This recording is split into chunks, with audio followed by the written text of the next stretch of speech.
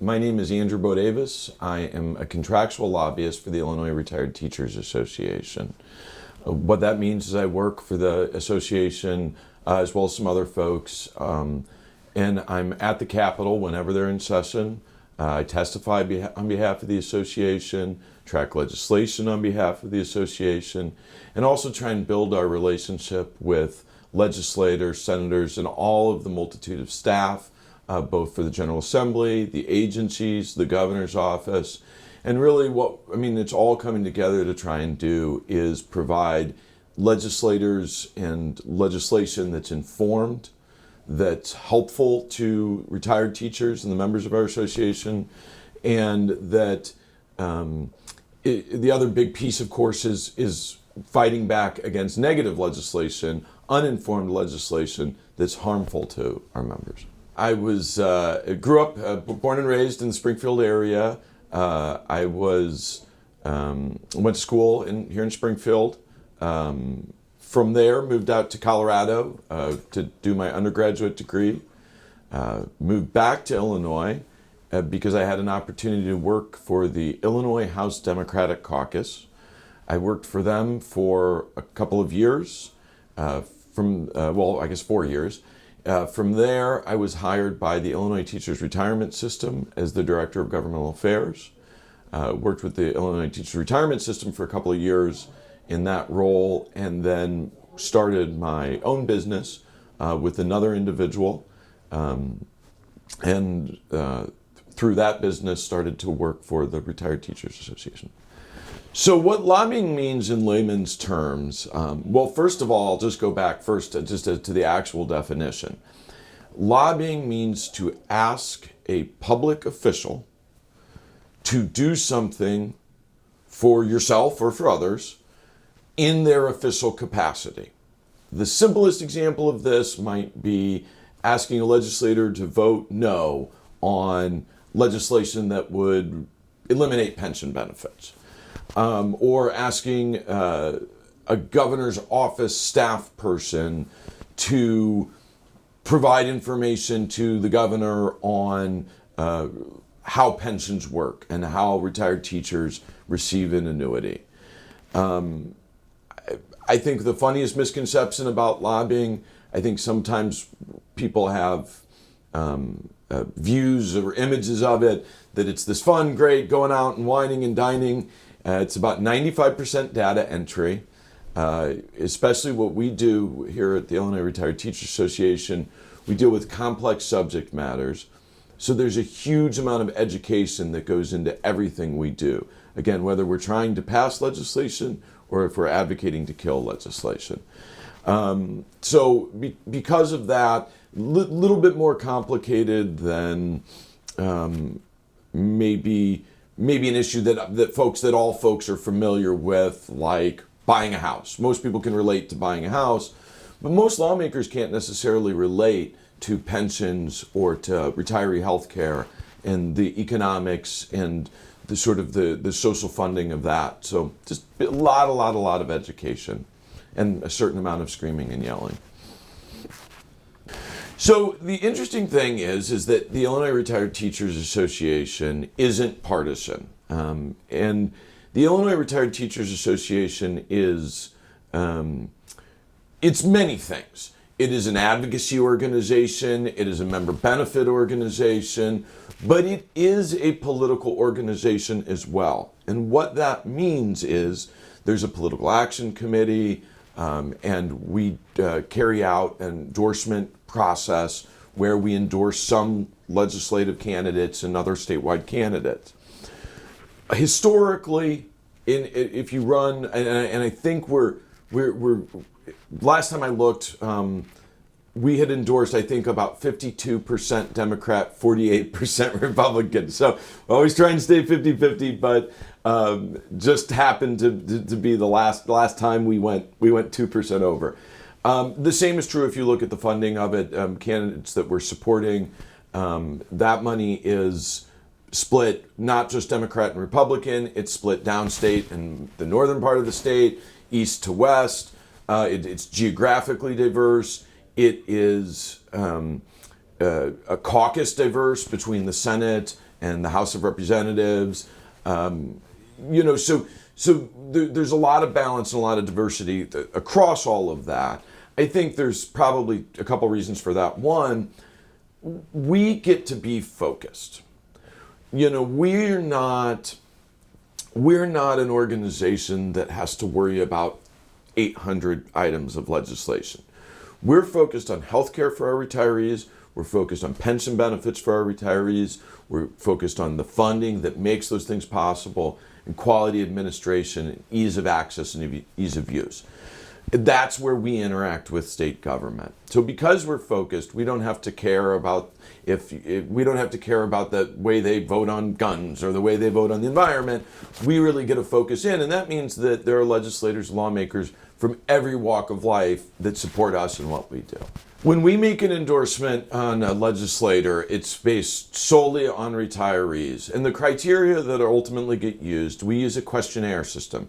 This is just a nice direct way for us to ask the questions about how a legislator feels about issues that impact retirees. For instance, do they support pensions? Do they support funding for pensions, retiree healthcare? Those types of questions. So that's the sort of the foundation where the endorsement process starts. We also work with the locals. We work with the retired teachers that are in that area to understand, is this person responsive if you have a question? Do they come to the local meetings when invited? Do they try and engage? So that local relationship is really important as well. And then the other thing that we will look at, obviously, is voting record and the public statements that candidates, for an incumbent, really the voting record, for a candidate that's running for a new office, maybe what they did in the previous office or public statements that they've made. We try and dig down and see, is this person really being a person of honesty and integrity when they're saying that they want to support Retired Teachers Association? Absolutely. So it's always better to be proactive, and it's better for a couple of reasons. One, it's easier. And I'm a proponent of taking the easiest path to victory that I can take. And so the easiest way is to grab a legislator, especially if they're new. There's a lot of freshman legislators now that are still serving in their first 2 terms, and just educate them, inform them. What we often forget, because we're so focused on our issues and we know so much about our issues, we forget that doesn't mean that senator knows what it's like to be retired or what it's like to live on a pension or how important that health care is. They don't have any context, so we have to provide context. That's the cheapest and easiest way to get what we want, is to inform folks. Don't make bad decisions. Don't come up with bad ideas, because this is how what you want to do impacts all of us. So, and as I mentioned, cost is a big important part of it too. If lawsuits are incredibly expensive, and if we tried to legislate every issue that we face, we wouldn't be able to do it. So we always try and catch it in. There's many steps in the process, but we try and get engaged as early in the process as we can. Grab legislators when they're young, when they're just coming in. Take that time to educate them, and we find that we get really great, consistent results from taking that approach. So a year in the lobbying process, in some respects, sometimes I feel like lobbying has similarities with agriculture.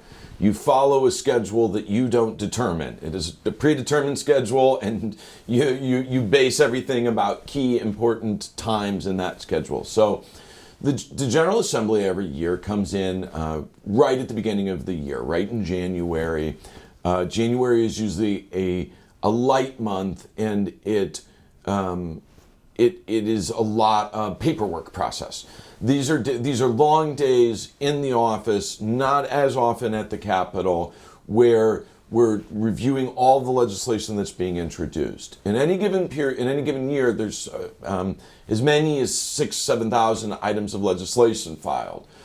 First thing we do, we read every single one of those bills to make sure that nobody's being harmed, that we're identifying areas where people are being helped. So that's sort of January. February is still that time period. And then by the middle of February, introduction deadline happens. In this particular case, it'll be on February 14th. It changes a little bit year to year. That means all the bills have to be filed, and we can stop worrying, because now we know the corpus of what we're dealing with. As we go into March and April, that's really what I call the committee season. Certainly March is very much the committee season. This is where bills are going to committee. Committees can last, in some cases, 6-7 hours long. There are committees that we tend to not have bills of interest in, but there are committees where we often have bills of interest in. For instance, there's a pensions committee in both the House and Senate, and we're always at them.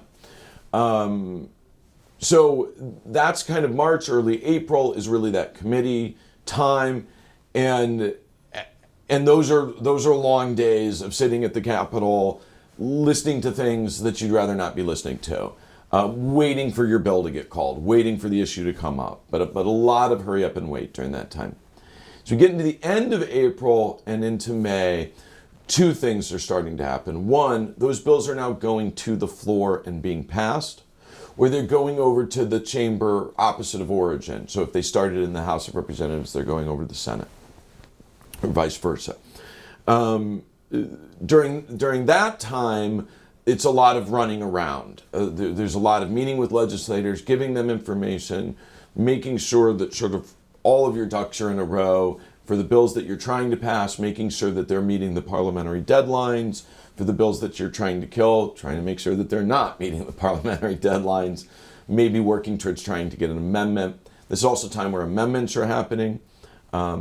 Any bill can be amended at any time during this phase. Sometimes amendments are very nominal, very minor, a technical change. Sometimes they rewrite the entire legislation. The other thing that's going on is budget, and that's a big issue for the Retired Teachers Association. The largest single line item in the budget is the funding for the teachers' retirement system. As the largest single line item, it's always going to be discussed about, and there's always going to be folks that don't want to put the money in there. We advocate, the Illinois Retired Teachers Association advocates for the funding for that line. We also advocate for funding for healthcare, and we also look to make sure, because things that seem silly, like making sure CMS has got enough budget in its benefit department, well, that means that there's people to answer the calls when members call, and have questions about their healthcare. So we take a global look at that. End of May 31st, they adjourn. June is usually a lot where we're doing a lot of member communication. We're maybe coming out into the locals, or putting things on the website, or putting information out just to catch everybody up. And then July is our quietest month legislative. During April and May, it's often 100-hour weeks, so we take a little bit of well-deserved rest in July, typically. And then August, September, October, we start going through our strategy sessions so that we're ready for that next January. And also veto session happens typically right around Thanksgiving, oftentimes the week before and the week after. Sometimes quiet, sometimes busy, it depends a little bit. And then December tends to be our sort of second quietest month after July, where everybody's taking a breath and relaxing a little bit before it all starts over again. So legislation, it doesn't always follow the path that we were talking about. Legislation often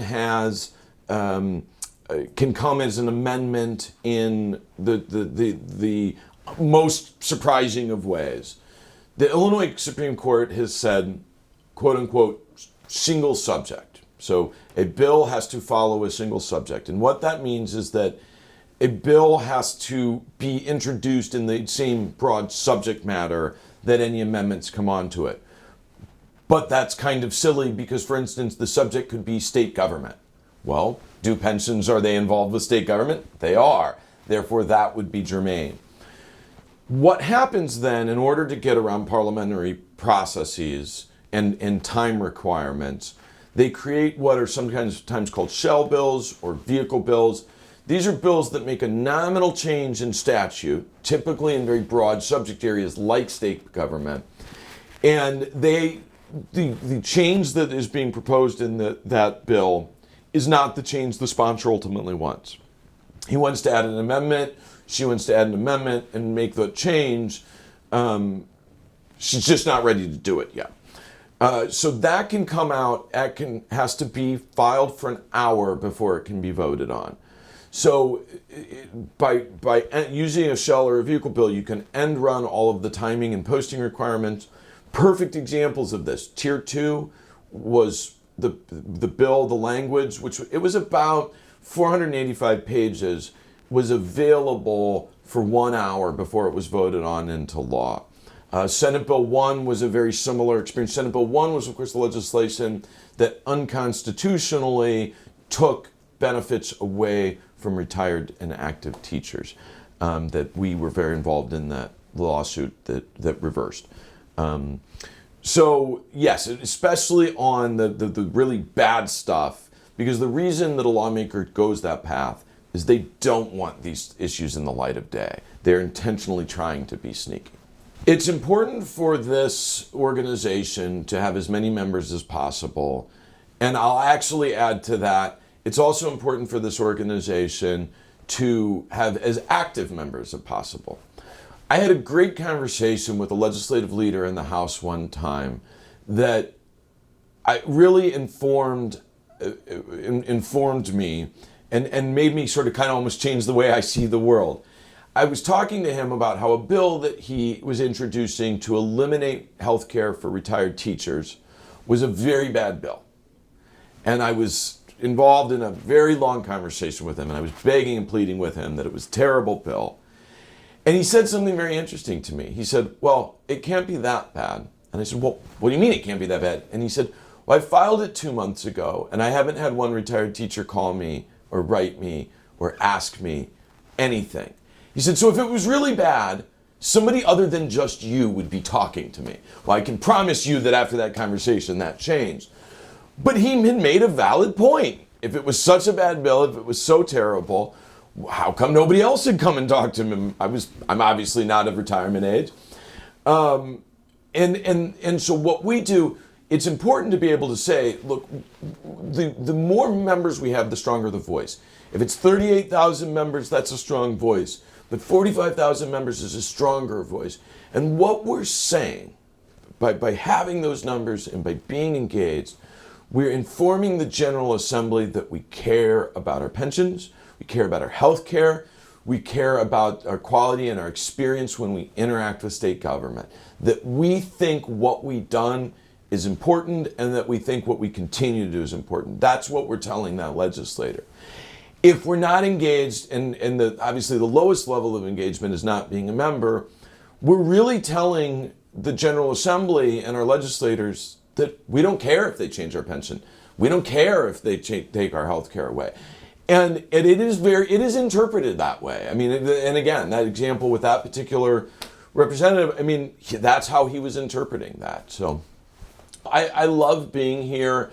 I love being part of an organization like the Illinois Retired Teachers Association that has grown so much, and I've been here long enough that I've got to be here and watch that growth happen.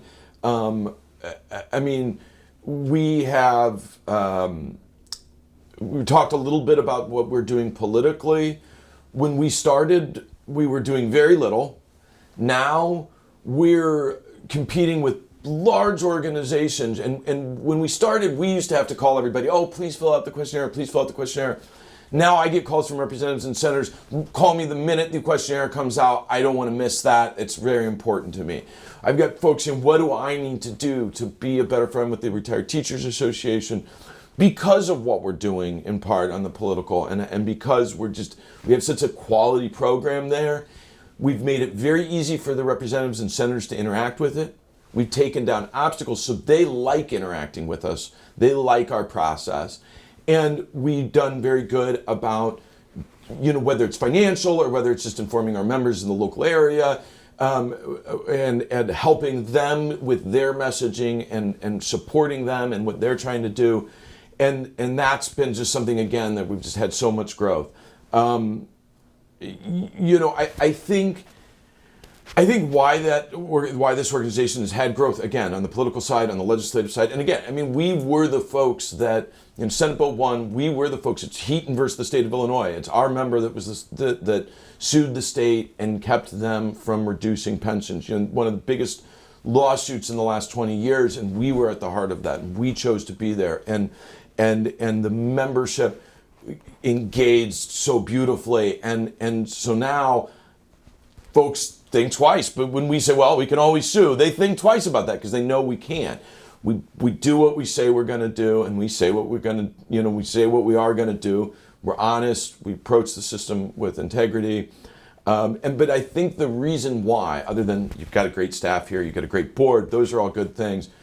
But we've created a two-way communication street where the members are informing us. The last 3 bills that we passed as an organization, legislation that we've now passed into law, have come from a member calling and telling us their issue, and us doing the research and finding out that it was something that affected a lot of folks, and going to the legislature and passing bills that directly impacted the pocketbooks of the membership. But again, we don't go out there and dream up a bunch of ideas that we think would be cute to file in legislation. We listen to the membership, we hear from them, again, whether they're on the board, whether they're a brand new member, whether a lifetime member, regardless. We gather all that information, and so we're not doing something. I don't do something for anybody.